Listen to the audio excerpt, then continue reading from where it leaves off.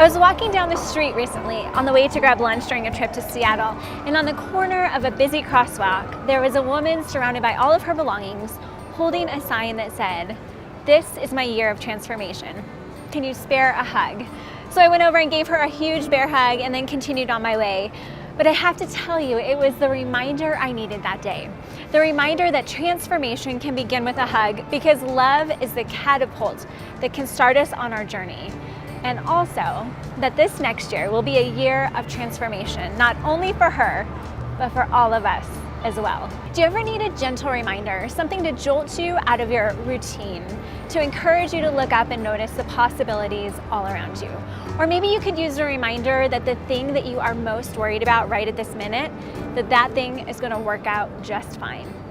Or maybe it's the reminder that you are a good mom and a woman who has fire in your bones and passion in your heart, and that transformation is possible. Then this is the reminder, because this is your year to find your fire.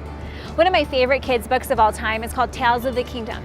And in the last chapter of the book, all of the inhabitants of the kingdom come to the center of town and have to muster the courage to walk through the great fire. And the reason that they have to do that is so that they can become who they really are, which makes complete sense to me, because fire is always a tool of transformation. And if you ever went to summer camp as a kid, you know that around a fire was where all of the life-changing decisions were made. Fire has the uncanny ability to draw people around it. Human beings have been gathering around fire for warmth, protection, light, and company ever since the beginning of humanity.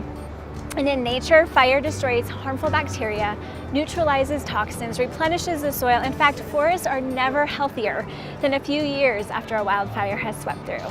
And not only that, but poets and artists for centuries have used fire to describe the God-given spark that wakes us up every morning.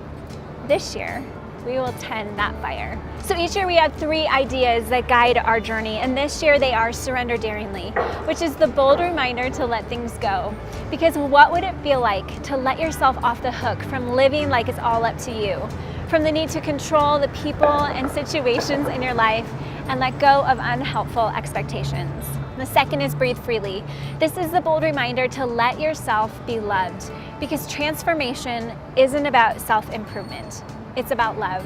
How would we live differently if we were convinced that we were worthy, that we were enough, and that we were loved completely?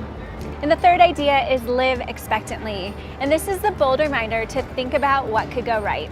It's about recognizing that if you feel stuck or like life is passing you by, maybe one place to start is to try throwing yourself into the small things.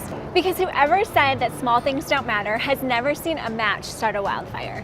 This year, finding our fire is about burning down all of the unhelpful things we are believing and the habits we're living, and then experiencing transformation through finding our worth, passions, and regaining our energy. Some women fear the fire, others tend their God-given fire and use it to light up their hearts and the world. Let's be those women.